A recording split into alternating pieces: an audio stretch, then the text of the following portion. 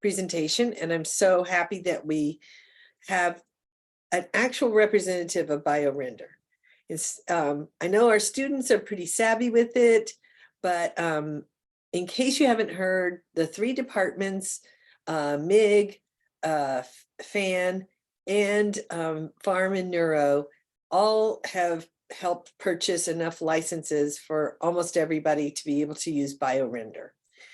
So then we thought, well, how about if we get somebody to give us a little tutorial on what we're doing? So we are extremely lucky to have today Sydney Berniston on giving us this tutorial. So she's going to give us some helps and hints and then open it up for those of you that have kind of played with it and maybe have some specific questions. We got time at the end for lots of questions. All right, take it away, Sydney. Thank you so much, Paula. So hello and welcome everyone to our BioRender 101 session. As Paula mentioned, we have time at the end for questions, but also if you have them throughout the session, feel free to throw them in the chat, and I'll keep an eye on that as I go as well. Additionally, hopefully everyone knows, but BioRender Premium is now available at the University of North Texas Health Science Center. So if you already have your license or account that you've signed up for, you can feel free to log in and follow along today. If you still need to sign up, you can head over to this link at the bottom here. So app.biorender.com/portal/UNTHSC-MIIC. That'll bring you to this page where you can either sign up for a BioRender account, or if you already had a free BioRender account, you can also just log in through this page and it will upgrade you to a premium license. All right, and I'll introduce myself quickly. So my name's Sydney Berniston. I'm a scientific communicator and customer success manager here at BioRender. I'm actually your customer success manager, so I will share my email at the end as well. If you have any questions, please feel free to reach out. My background is in molecular biology and genetics, as well as biomedical engineering. But most importantly, I'm just really passionate about creating really beautiful scientific visualizations and empowering everyone else to do the same. All right, and what I want to cover today, so I'll go through a really brief background on BioRender, kind of how it came to be and what our mission is. And then we'll dive right into the application. So we'll talk about the building blocks available to you in BioRender to create your illustrations, our different types of icons and brushes, how to use them, and how to customize them. Then we'll create a few figures together. So we'll create a figure from a template, as well as creating one from scratch.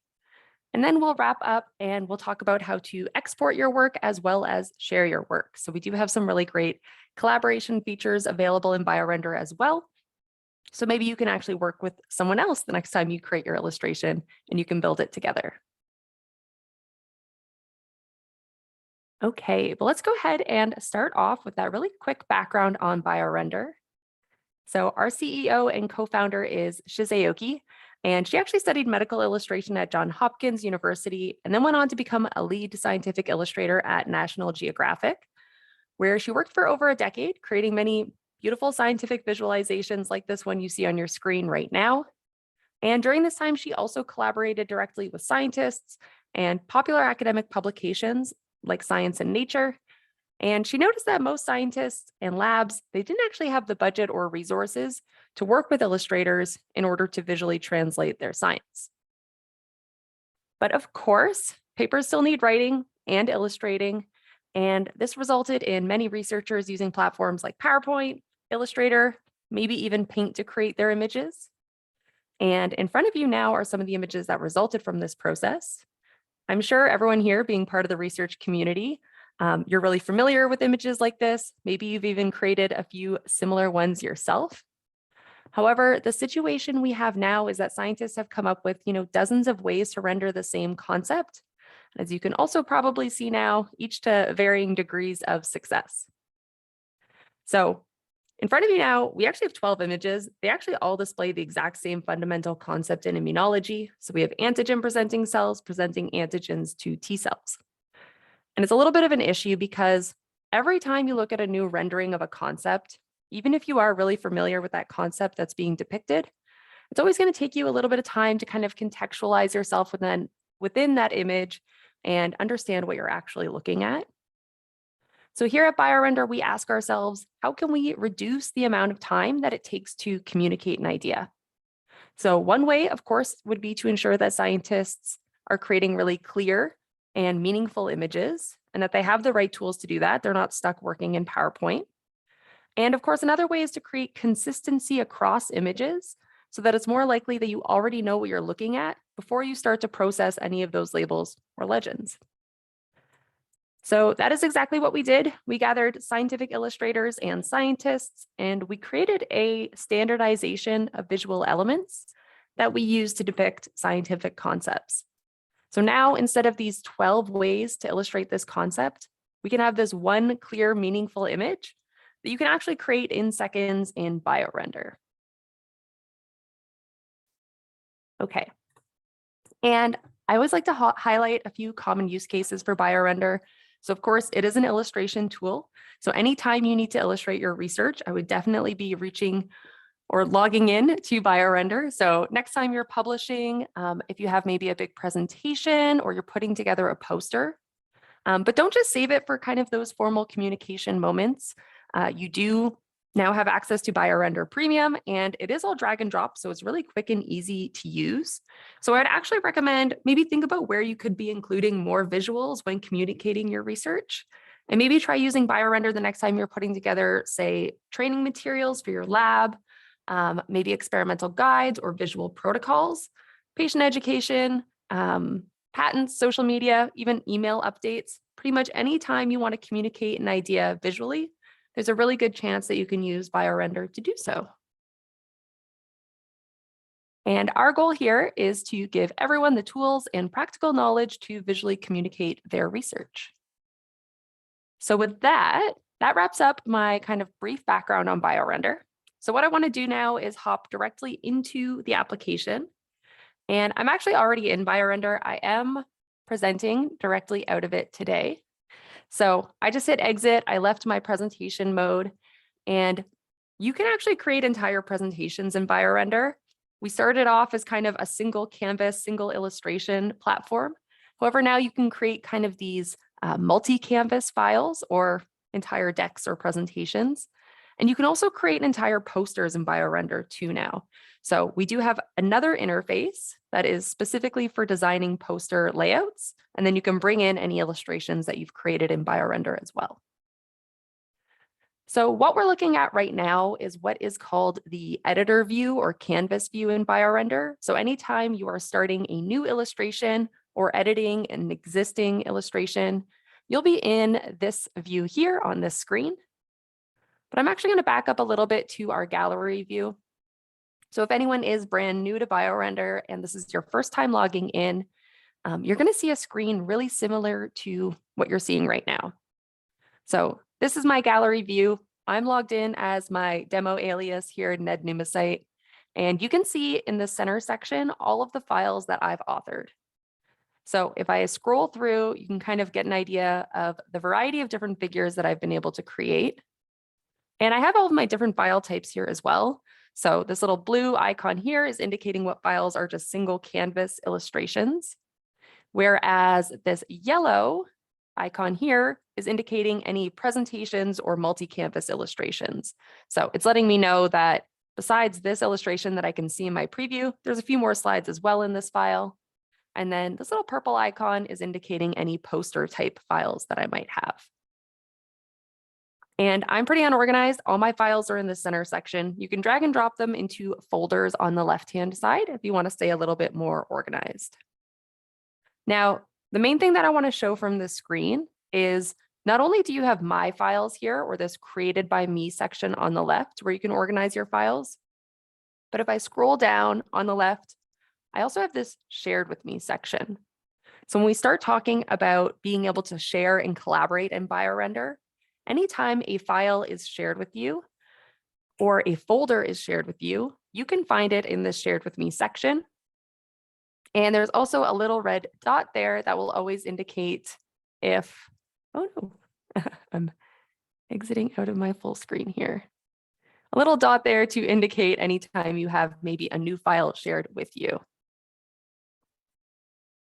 Okay, so created by me, shared with me. And then when you want to get to that editor view that we saw before, then you're going to either create a new file and a new illustration will bring you into that Canvas view. Or alternatively, if you were working on a poster, then you're going to select this poster builder option, and that'll bring you to a slightly different interface where you can create your poster layouts. Okay, a few other things I'll point out here. So we do have a learning hub where there are a lot of helpful short format learning videos. So you can check that out if you're looking to learn more about BioRender. They cover a few things that I won't have time to go over today. And then you can also browse through BioRender templates. So we have a whole template gallery that you can access from this top toolbar or from this carousel here that says start with a template. These are all pre-made figures that are available in BioRender. They're all just made out of our icons and shapes and text. So they are completely editable as well as scientifically accurate. So you can use any of those illustrations either as is or as a starting point when creating your illustrations. Now, if anyone's following along today, you guys can go ahead and create a new illustration to access that editor view. I'm going to hop back into my presentation. And from here, what I want to do is I'll let this editor view load, and then I'll give you a quick tour around that space and kind of point out the major toolbars and features available in here. So let me find my almost blank slide here. And if you're working on a single Canvas illustration and you want to turn it into a slideshow, you will just have a little button up here that says show slides. If you click on that, it pops out this panel. And then here's where you can kind of add those multiple canvases. Now, beside this panel, or if you don't have it popped out on the far right, you'll have a navigational toolbar. So this is what we can use to navigate around our page. So I can zoom into my canvas if I'm kind of working on some fine detail work, and then zoom back out if I need to, or reset my zoom to recenter my page. I have things like a grid that I can enable here, as well as a ruler. The ruler I can actually click on to create guidelines. So really helpful tools to help you align objects on your page or be mindful of how you're sectioning off your page or spacing things out. And if you find this a little bit busy having these lines up on your page the whole time, you can easily kind of toggle it on and off. White square in the middle is, of course, your canvas or like the piece of paper you're working on. And then you also have this gray space surrounding it, which you can actually use as workspace. So if you have things like, say, icons as you're searching through the library that you think you might want to use, but you don't know where to put them yet, you can keep any icons off to the side here.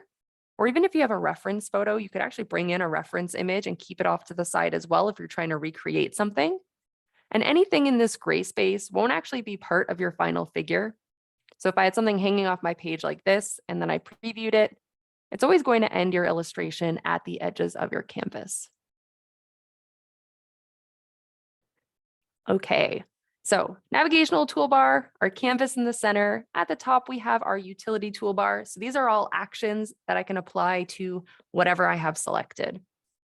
Right now, I don't have anything selected, so I'm seeing actions that I can apply to my canvas. Here's where I can grab things like lines, different shapes to add in, or text, or I can alter my canvas size. So by clicking that, I can either choose my dimensions here or just kind of tug on the edges of my canvas. And I can either apply that to just this canvas or all of them within my slideshow.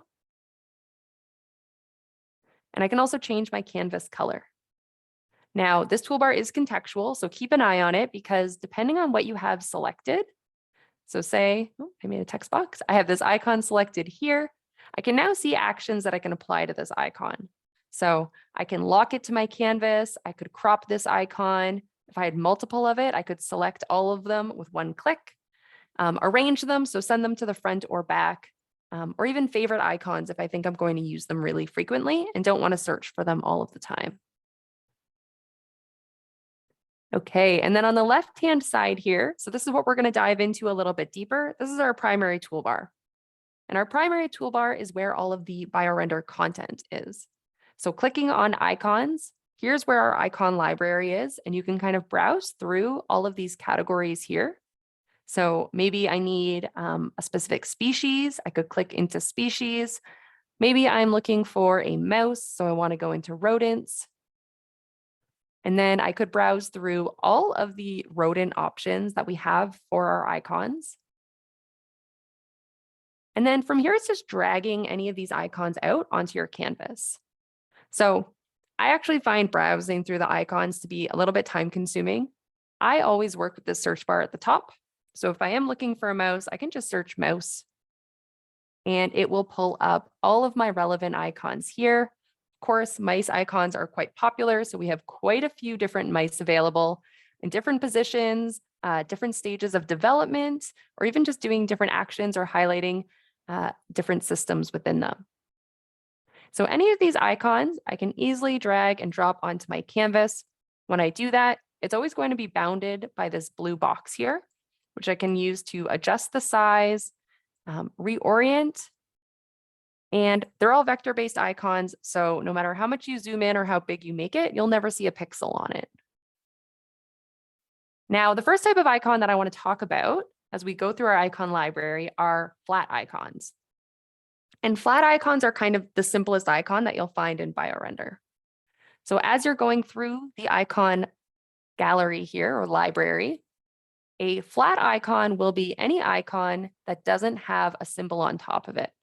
So if we look at this kind of list of generic cells here, you'll see some of them have this little purple box icon over top of it.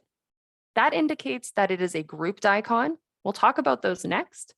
But anything that doesn't have it, so these cancer cells here, either the 3D or the kind of flatter one, these are all of our flat icons. And I know that because it doesn't have a little symbol on top of it. Now, our flat icons, they're the simplest type of icon. They kind of have the least amount of customization. So when you want to customize these icons, if I click on them, of course, I have these actions at the top that I can always apply. So I can do things like crop or flip them. But then I also get this little properties panel that pops out on the left-hand side. And if you don't see it, you might just need to pop out this little panel here or click edit with the icon selected. And then here you'll see, we always give several style presets for any icon. These are kind of the colors that we're recommending for this icon. So for an antibody here, you can see you have quite a few different options. But then if I were to select something like, say, the mouse, I have fewer options and I kind of only have realistic mouse colors here, or maybe a mouse silhouette that I might want to add into a figure. So here we have all of the colors you should need and you can select from. However, we do know that sometimes, so if I'm working with this antibody, sometimes you might need a really specific color. So maybe these colors don't meet your needs. Maybe you need to color match to something else on your canvas. Maybe you're following some branding guidelines, so you need a really specific color. In that case, you can scroll down and there's a color overlay section. In the color overlay section, you might need to clear some space if you're like me and you've filled up your little color palette here, but I will delete this color at the end. And from here, you just have to click the plus button, and this will give you all of the possible color options. So I can pick from any of these options here or use this little gradient. I could also input a hex code or RGB value or use the color picker. So if this antibody should actually be the same color as this cell over here, maybe specifically the nucleus, I can use this to pick up that color and it's going to wash it on my entire icon. So you can customize the colors of your icon here. You can also make any icon transparent or more transparent with this slider, or make any icon glow. So maybe I want to show this antibody as being activated. I could give it a glow like this. And that'll happen with any icon. So I could also make this mouse glow if I really wanted to. And it's just going to glow in whatever color it's in already. So this mouse is mostly white, so it's a bit hard to see if you get a little bit of that pink glow there. Okay, one other thing I'll add about these flat icons is that when you're working with that kind of color overlay, it does apply that color to the entire icon. So if I did a color overlay on this mouse, it would actually make the entire mouse yellow in this case, which you might not always want. Maybe you just want to recolor the fur and keep everything else the same. So in that case, what you want to do is you want to look out for icons that have these concept of layers at the top. Because if an icon has layers, so you'll see this antibody doesn't have any layers, this dendritic cell does, it has the cell and the nucleus layer, and then this mouse has the fur, flesh, and eye. So when you have these layers, you can actually select the specific layer you want, and then you could recolor just that layer. So if I just wanted to change the fur of this mouse, then I could do so by selecting that layer first. So maybe we have a purple mouse, and then I could also select, say, the eye layer. And then if I needed to change the eye color, I could do that as well. Some of them you'll notice the layers are actually shapes. So if I select the nucleus on this dendritic cell, it is just a shape, so I can actually edit the border and the fill of that shape if I wanted to be a little bit more creative or specific with my color choices here. Okay, so those are our flat icons. We have tens of thousands of icons available in our library, so definitely go ahead, search through, make sure that we have the icons that you think you're going to be using really regularly. If we don't have an icon that you need, you can request a custom icon. So there's a button down here. If you don't see this button, you can also go to Help and then request a custom icon. There's a form here that you fill in. We ask that you just request one per form, but you can request up to 5 per user per year. And we try and turn these around in about 2 weeks. But our creative team will work with you and communicate a timeline if you submit one of these forms. Okay, so those are our flat icons. The next icon type that I want to talk about are grouped icons. So if you remember, these are the icons that I pointed out in our library here that actually have this little purple symbol over top of them. So if I were looking through and maybe I want to look at, let's see, proteins, antibodies. We looked at this antibody earlier, but then I have these grouped antibodies right beside it. So if I pull out one of those instead, you'll actually notice that it maintains that kind of purple box instead of a blue box around it. So the same color as the symbol that you see when you're looking through the gallery will be maintained when you pull it out. And that's letting you know that these icons, they're actually just groupings of our flat icons. So you can actually break them down into smaller components and further customize this icon or make edits to the actual shape of the icon. So in the case of this antibody, and I can zoom in a little bit here, what you can do is either double click within the box or click at the bottom where it says edit group. And then you'll see now it says I'm editing a grouped icon. And I can actually select any of these shapes here. So any of these domains I can actually customize, and they're just our rectangle shapes. So I can customize everything from the actual size of this shape to maybe the color. Maybe I want to highlight a specific domain so I can talk about it. I can change the color of these domains, or I could completely delete them. So maybe it doesn't actually have these actual extra components. I could remove those. Maybe there's a variable region at the ends here, so I can hold shift to select multiple, and then maybe change the color of each of those.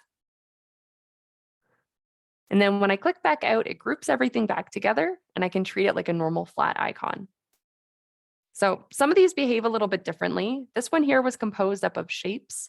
I have this editable syringe here that if I go into it, you'll see I can actually move the plunger separate from the rest of the syringe.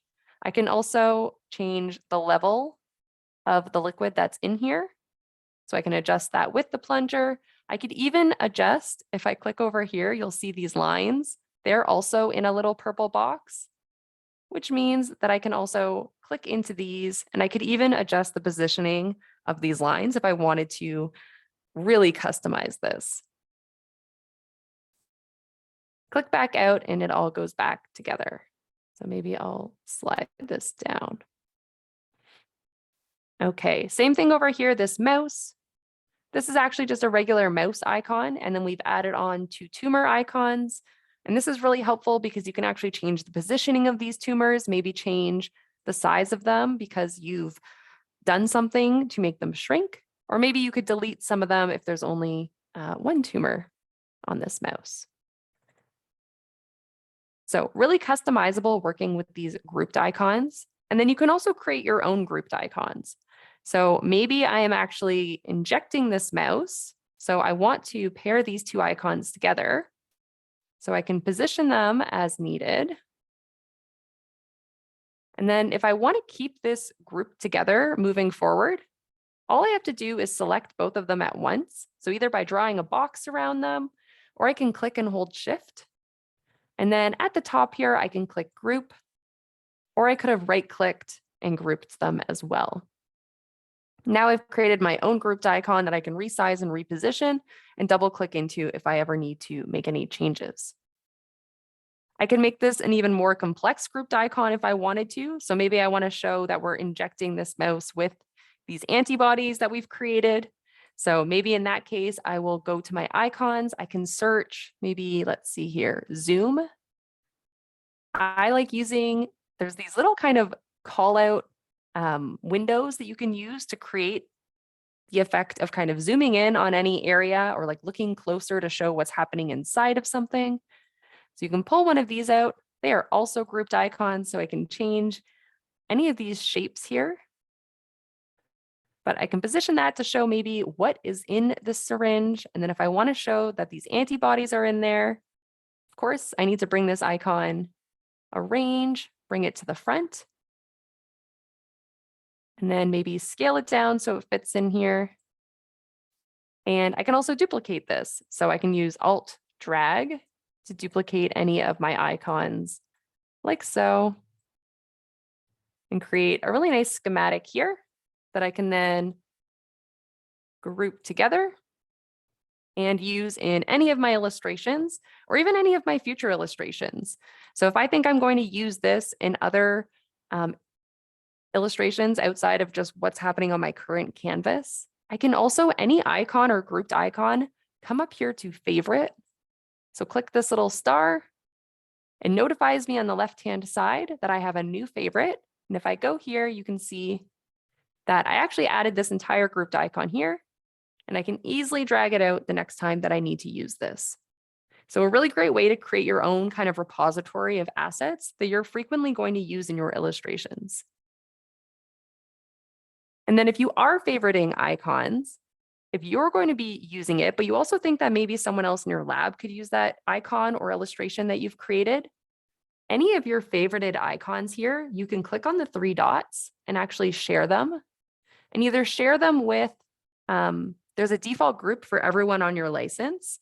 And if you click on this, then mine is specific to the BioRender admin panel demo. Yours will say your actual license name. If you click that, it would then become available to everyone on the license. Or you could set up your own working groups. Like I've set up Sydney's team, which only has 3 members, and I could share with just them, confirm, and everyone could find it in their shared section of their favorites. If you do collaborate frequently, under the menu, there's a groups section, and that's where you can set up those kind of working groups that are going to be really easy to share with. Okay, so those are our grouped icons. We've talked about flat icons. We have one other icon type available in BioRender, and those are BioBrushes. So if anyone has been using BioRender, but only on the free version, you might not have seen these BioBrushes because they are a premium only feature. And you'll find them either if you're searching in the icon library. So say I searched a phospholipid membrane. They'll pop up here with little paintbrushes on them, indicating that they are brushes, and you can drag them out like regular icons. You can also find all of the different brushes in the brush section on the left, which is the fourth option from the top. All of the brushes in here are categorized. So it starts with these membrane brushes. And then as we go through the categories, we also have nucleic acid brushes, membrane vesicle, bacteria-specific membrane brushes, cell brushes. And I think further down, there's protein and vessel brushes as well. Oh, and microtubule brushes. I won't show all of them because they actually all behave really similarly. But I have pulled out a membrane brush here. as well as a cell brush to give you an idea of how these work. So any brush that you're working with, there will always be two components. The first component will be an icon that'll be depicted in this top left corner here. So in this case, it's kind of this square shape with these two walls on either side. And if I pick this cell brush, you can see I have this kind of ciliated columnar cell. And so you'll always have an icon, and then you'll also always have this blue line, which indicates the path that those icons are following. So here we have just a straight line, and then we just repeat this icon along that path. And you can customize this using these little nodes. So any node at the end, if you pull on it, it's going to elongate your path and add on more of those icons, like so. And then any white node or interior node, you can use to create like a pivot point or a bend. So I can then bend this membrane out this way. That creates more nodes for me, and then I can use these to kind of create this really custom shape. Now, this is a really simplified membrane. If I look at my properties panel on the left here, this is where I can change the color of this brush, but I could also change the icon that I'm using in this brush. So I can change color, transparency, like a regular icon, but these brush kind of specific features down here, if I go to icon, it actually will give me, oops, see if it pops up. And it will be really small for you, but it'll actually give me all of my different, come here, icon types within my membrane brushes. And it's being funny on me right now. Oh, here, I'll do it with the cell brush. So here it's giving me all of my different cell types. And I can actually really easily substitute what cell that I'm working with here and maintain the shape. So right now I have a ciliated columnar cell. But if I wanted this maybe to be specifically an enterocyte, then I could choose that cell type, and it's going to replace my cells. And you might have noticed these ones are a slightly larger scale. I can also adjust the size of my individual cells with this slider here. So I can scale them down a little bit. It looks a little bit funny, and then it's going to adjust to this shape. On my cell brush, I did pick a slightly more complex shape. This one has this kind of crypt forming already. But I still have all of the same actions as I had with my membrane brush. So I can elongate any of these sides if I need this to span my page. If I need this crypt to be deeper, I could also kind of pull down these and adjust my shape here.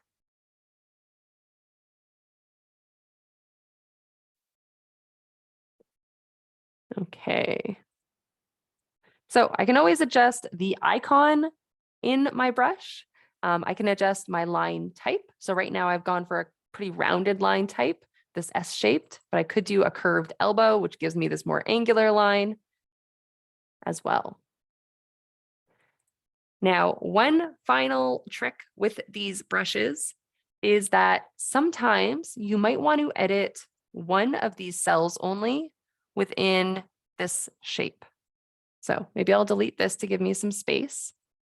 But say I've created this shape here using my cell brush, and maybe I want to change the color of just one of these cells. Maybe one of these cells is damaged or inflamed, and I want to talk about that or show that in this illustration.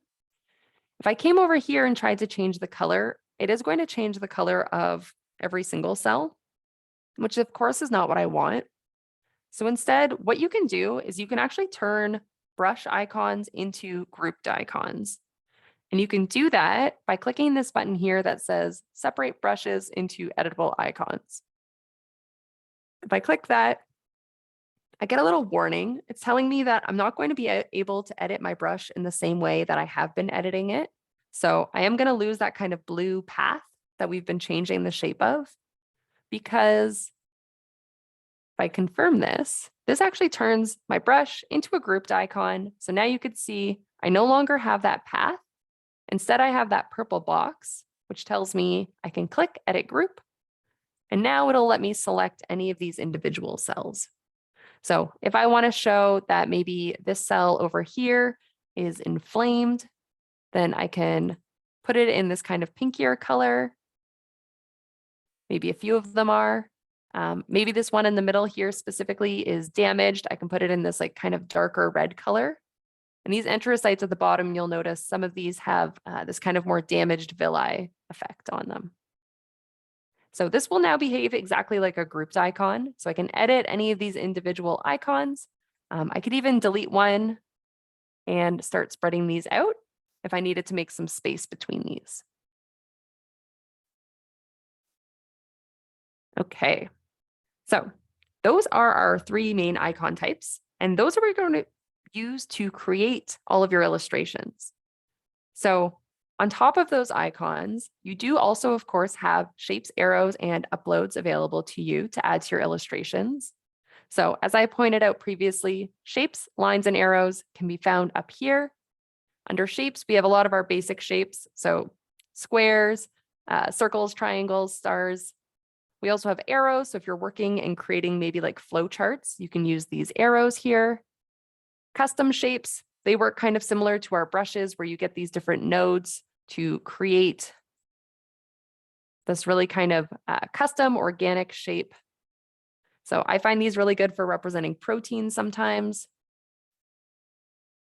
And then you also have text shapes. So anytime you're creating maybe a signaling pathway, you can use these little pill-shaped proteins or labels or text boxes or even step-by-step processes. You have these kind of lettered or numbered circles. Our shapes, as with our icons, you can always edit in this panel on the left. And then the other thing I'll point out is that if you add lines into BioRender, so dropping down this line panel, you can see we have quite a few different options, a lot of different arrows. Some of these are specific to the life sciences, so things like inhibitors or neurons.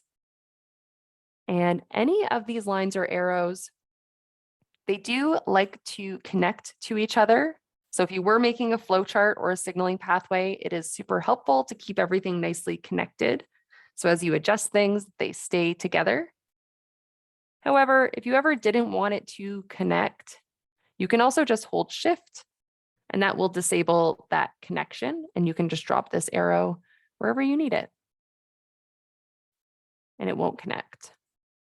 So shapes, lines, and arrows, and then of course, if you need to bring in any external images, you can in the Uploads section. So under Uploads on the left, you can import any PNG, JPEG, or SVG file type. You just upload them from your local computer here, and then you can drag them out like a regular icon. So if you need to bring in, say, any logos, you can do so here. I can make edits, like adjust the transparency of this if I want it to look like a watermark, or even add a color overlay. I also find this really helpful if you needed to bring in, say, experimental data or images. So if you had a graph from GraphPad Prism, you could bring that in here. Or if you even had something just like a gel or a micrograph, any of those can be brought in as images as well.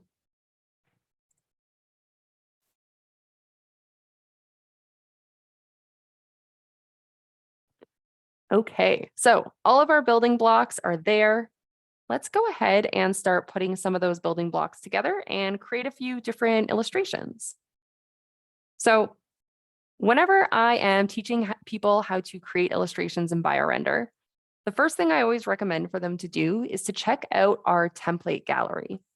So the fastest way to create a figure in BioRender is always to start with something that's already been created. So if I come on the left-hand side here, there's a section for templates. And as I mentioned before, these are pre-made figures that are scientifically accurate and completely editable. So you can browse through either the categories available here.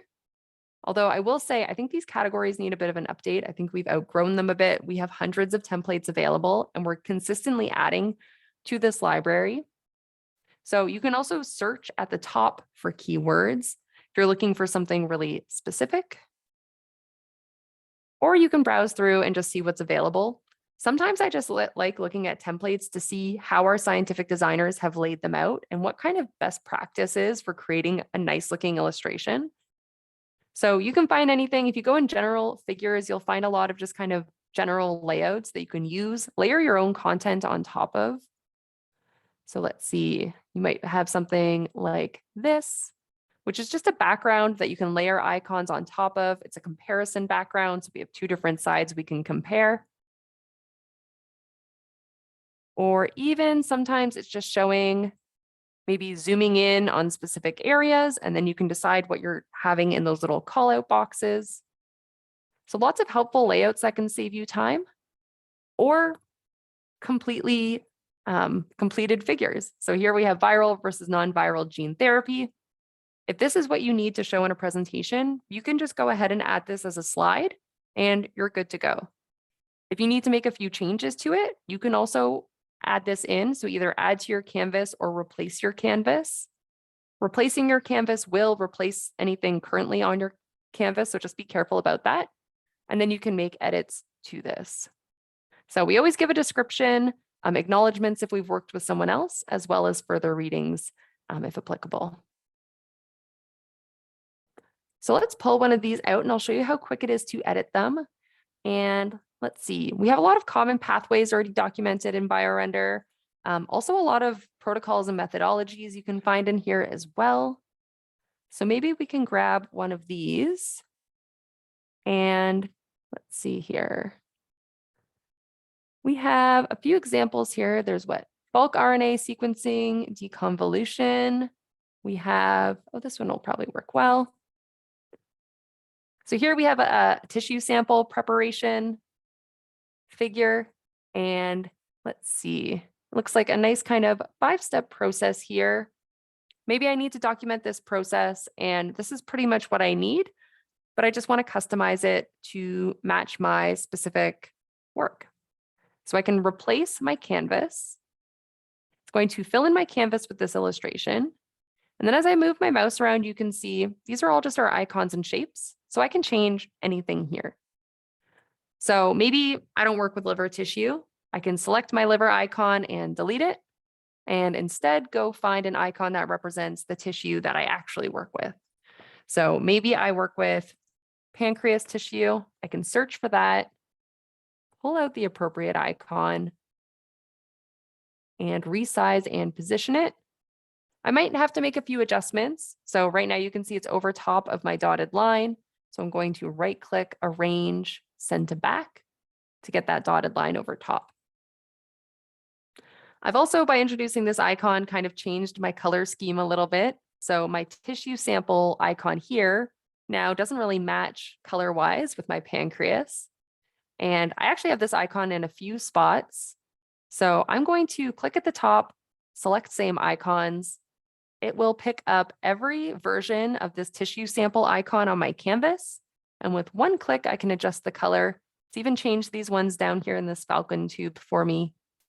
The only one I still have to adjust is over here, my minced tissue sample. That one's a different icon, so I do have to change that one independently.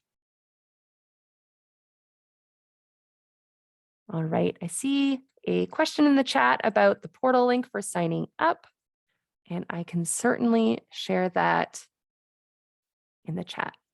So there you go. Okay, so we've kind of quickly edited this template, and I think this pretty much meets my needs. So just like that, I think that it took us, what, maybe a minute total. I have a image that I can now work with, maybe use it as part of my lab training materials. Probably need to put a little bit more detail on it though.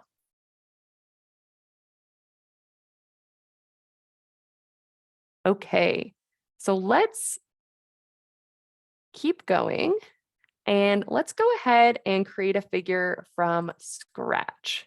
And I'm going to start with a blank canvas here. And what I want to do for this figure is I kind of want to show you how quickly these figures come together. And then once we're finished this, we can go ahead and export it so you can see how it looks once it's taken out of BioRender. But I was thinking we can make a figure really similar to what we saw in my intro slides. So we can do like an antigen presenting cell interacting with a T cell. So anytime I'm starting off a figure, I want to go and grab my kind of main characters in this story. So the main characters in the story I am trying to depict in this illustration, of course, would be a T cell I can search for. And here's a T cell here. Although I know that we actually have a T cell that already has receptors on it as a grouped icon. So I am going to save myself a little bit of time and pull out this one. And this is my T cell with the TCRs going around it. It's a grouped icon, so I can actually edit it. And I am going to edit it because I like to make everything that belongs to one cell the same color.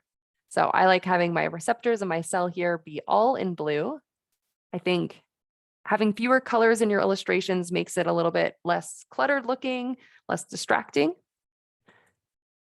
So I will make my T cell all blue. I'll grab text to label it as well. And I can adjust my text in my left-hand panel. So I could make it bold. Maybe I'll color match it as well to the dark blue here. Okay, so there's main character number 1. I'll also just search for APC. And I get a few different immune cells up here. So some dendritic cells. I've got kind of some more 3D ones as well. More T cells.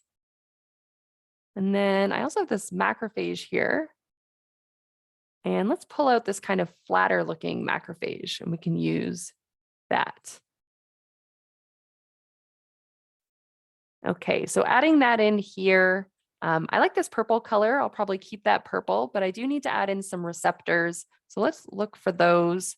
I can search in my icon library here for receptor. And that's a pretty generic search term. So I get some pretty generic options here. So just these little shape receptor ligand pairs.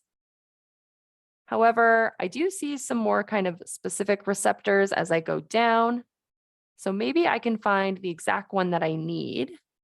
Maybe I'll just try searching for MHC. And we do have it. I've got class 2, class 1. I even have these little kind of shorty versions. Let's pull out this class 2. And I can scale it down and kind of place it around my cell. I'll use the shortcut Alt-Drag to duplicate my icons. It's my favorite shortcut while working in BioRender. And position them kind of around my cell. And then I'll select all of them with one click at the top here and make them all purple. Once I have that, I can kind of group everything together so I don't lose this nice little conformation here if I need to maybe adjust the size and position. Okay, so we have our antigen presenting cell and our T cell. I'll label this guy as well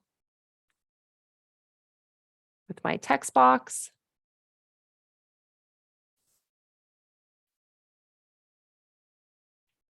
Okay. So from here, what I'm going to do is I want to show these two cells interacting with each other. So right now we've kind of depicted them, how they're positioned near each other, where those receptors are. Now I want to kind of like zoom in and show what's happening between these two cells at their surfaces. So what I like to do when I'm kind of changing scale is to, like I showed you before, you can kind of use those little zoom boxes that you can search for here. And I'm going to do something similar to what you'll find actually in our templates. This is why I say I like looking at the templates for kind of inspiration for layouts. But you will notice that we have quite a few that we lay out kind of in this fashion here, where we add a shape in the middle that we use as a magnifying glass to show what's happening. So I'm going to actually make a figure really similar to what we see in this template. I actually probably could have saved myself some time and just used this to start off. But I wanted to show you how quickly it does come together, even when you don't use these. So let's grab a shape. I'll grab a rectangle instead of a circle. And all we have to do is kind of overlap both of my cells here. And then this will be my kind of magnifying glass that I can zoom in and look at these cells. And actually, I don't want a transparent background. I want a white background on it.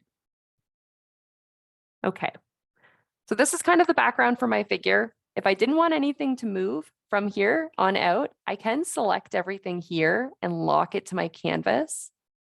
And then as I layer icons over top, it's going to be a little bit easier and I won't move anything around. So from here, I can grab maybe, let's see, a brush for the membranes or the phospholipid bilayers here. So I can add one on this side. And I think I'm going to actually, do you know what? I'm going to grab the brush that has the individual phospholipids in it. This one, because I think this does a better job of kind of showing a change in scale. It looks a little bit more like we've zoomed in.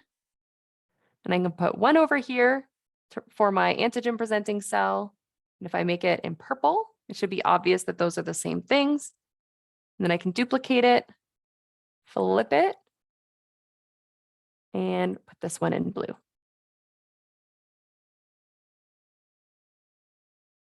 Okay, these just need to be cropped to fit within this square. So I can come up here to crop it. And that will get me this nice kind of clean edge that I want to fit within this box, just like that. You might be tempted to use these nodes to kind of shrink this down, but you will see that you don't really get that nice kind of clean cut here if you do it that way. So instead, we will crop and create this nice little layout. Okay. From here, I can layer on more icons. So of course, I want my receptors interacting with each other. So if I search for TCR, I actually have a grouped icon that depicts the exact complex that I need. I just need to double click in it to match my color scheme, like so. And then maybe as a result of this interaction, we also have cytokines being released. I can search for cytokines. I've got a few different clusters of spheres up here that I could use, but we are tight on time. So I'm going to, I know I have some cytokine release arrows here as well that save me some time of having to create my own arrow. All right. Okay, I think this looks good. The last thing that I want to show you that you can do, and the last kind of icon type that we haven't really talked about, is if you do need to visualize a protein and specifically the structure of that protein, we do have an integration with the protein data bank. So on the left-hand side here under PDB, this is where you can create protein structures. So you can either upload a PDB file, or you can click on PDB retrieve. And from here, all you have to do is have the 4-digit PDB ID to import a protein into BioRender from the protein data bank. So there are a few examples at the bottom here, but I have also opened up the protein data bank in another window here. So rcsb.org. If anyone was unfamiliar with it, it's just a public repository for macromolecular structures. And every structure in here comes with this little 4-digit ID. So these are just the latest entries. But any of these, if I want to bring them into BioRender, I would just take, say, this 8A1Y. 8A1Y. Load that protein. It'll pop up in this viewer. I can customize it to my liking, and then I can add it to BioRender as an icon. So it gets placed in this viewer here. I can choose the orientation that I want it saved as. So I can use this little hand to kind of spin it around. I can change the structure style. So right now it's cartoon, but I could do van der Waal or say ball and stick or quick surface, whatever makes the most sense for your illustration. I can change not only the style, but also the color style. So right now it's colored by sequence, but I could do by, say, molecule or by secondary structure. Once again, whatever makes the most sense for your figure. And then you can change some more stylistic elements like border style, if you want a thicker border, or shading style, if you want it to be more shaded. And then once you have an icon that you're happy with, you just save it as a new icon here. It gets added in your list, and you can just pull it out and add it in to any illustration. So maybe this protein is also being released I don't think this figure makes sense anymore, scientifically speaking, but that's okay. I can add in an arrow here and show it being released.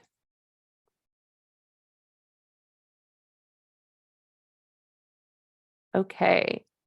And then once you're done with your figure, so I'm pretty happy with this figure right now. There's a few other things I might want to tweak with it, but if I am ready to export this figure, I just have to go up here to export. Now, I have an entire slideshow, so I am going to just pick my slide 19. But when you export out of BioRender, it does export as kind of a single file or like a solid image file.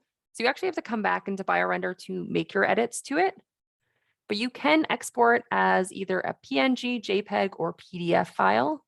The PDF and this bottom PNG option, they actually let you edit the text outside of BioRender. I can do a transparent background, and then I can also select my resolution.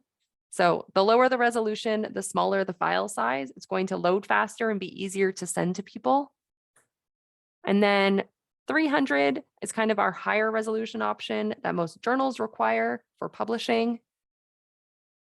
So you can use that if you are publishing. And then we do have some extra high resolution options as well, but they're only available upon requests. So if you needed, a journal specifically needed a higher resolution, you could let us know and we'll give you these options as well.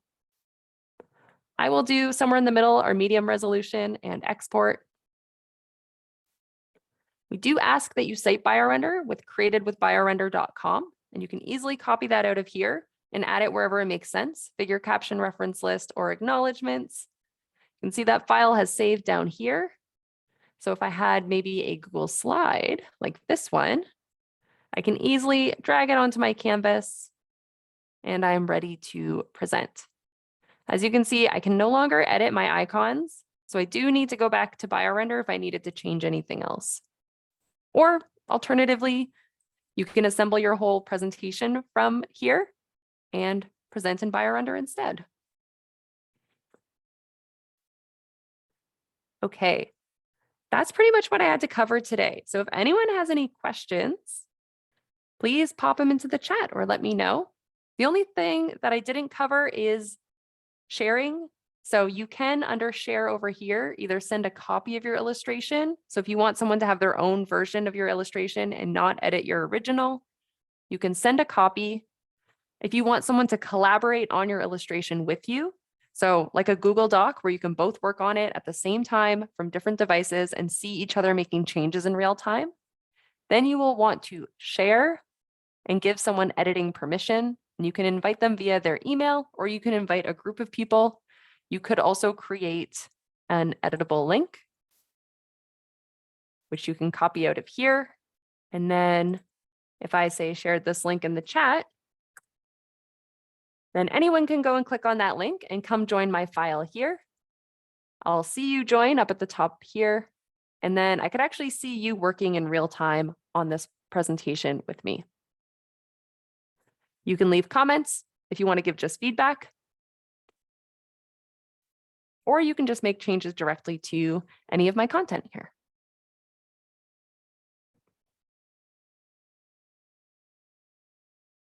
All right, I see a question in the chat. Any copyright issues for using already designed templates or making your own? No, so we just ask that you cite them. So you can use them as is or customize them to your needs.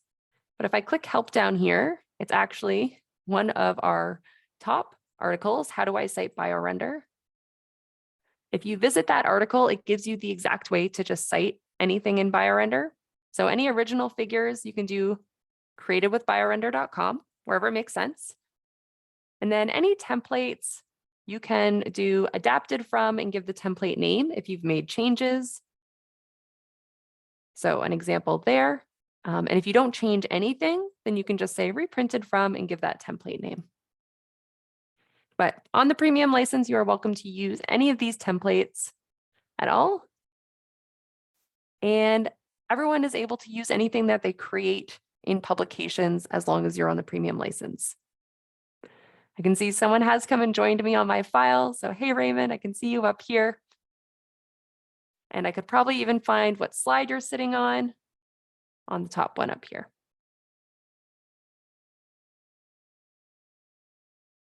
Okay, any other questions? If you don't want to ask now, you can also email me at sydney.b@biorender.com.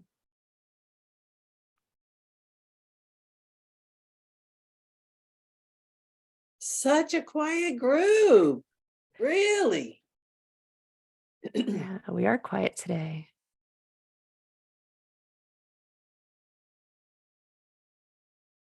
Okay, hopefully that means it was really intuitive and easy to use. Well, Sydney, I will definitely confirm that it was very helpful and very clear. Because I understood, I'm like, oh, I want to do this. I want to do this. Yeah. Anybody else? I like the mice too. You know, we have a lot of mouse rat people here.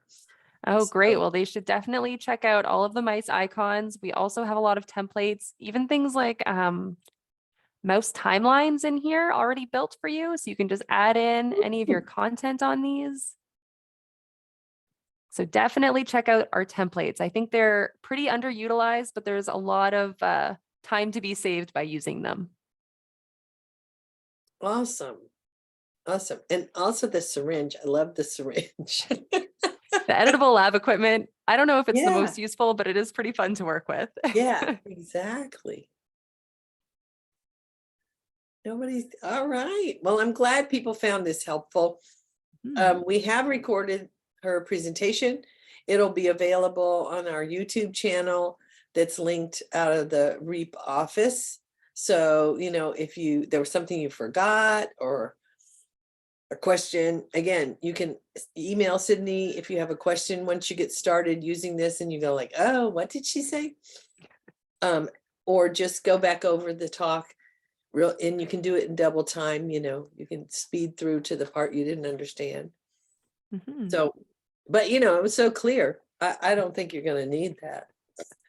Well, thanks, Paula. And if we want to do another session, maybe focused on, say, the poster builder, if people do create a lot of posters, we could do that. Always happy to come back and present. I think that's a great idea. I think, you know, we give people a chance to kind of work with it, maybe over the summer, and then maybe sometime in the fall, have you come back and kind of do a part 2 follow up or BioRender 2.0. Yeah, we have lots of content that we can present. Some focus more on, say, design tips on how to create just nicer looking illustrations. Or yeah, some specifically on how to use BioRender to do that. Awesome. And I would say for a lot of the faculty, some of us need to have some pretty figures. There's some old stuff that's not so cute that we can kind of spiff it up a little bit. So I think this is very exciting. I hope everybody will start using this. And like I said, I think we'll plan on having Sydney back for a BioRender 2.0 to kind of open it up for more questions once you guys have used it some. That sounds perfect to me. Thanks, everybody, and thanks for showing up. Thanks, Sydney, for awesome presentation. Easy to follow, logical, pretty. It's pretty easy to demo BioRender. A little bit more fun than, say, graphing software. Yeah, oh gosh. All right. Well, if there's no questions, I'll hop off then. I hope everyone has a really great day. All right. Thanks, everybody. All right. Bye now.